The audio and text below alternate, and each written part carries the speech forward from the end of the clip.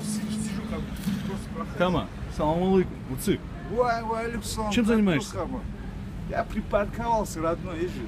Я вот тоже с Москвы приехал на пару дней здесь отметиться. Что там, как дела, как там твой дружок, как его звали, Мамед Калинский? Мага что? Мага, да. Нормально вроде, да, движется там. Я слышал, он в теплом стане, да? Да? Блин, через тебя мой корпоративный удар тоже найдет его. Я сделаю ему больно. Я обязательно передам Уцик. И скажи, одни из нас по-любому пострадают. Это однозначно. Хаба. Все понял, Уцик. А что, он соскочил, да, уже? Я не знаю.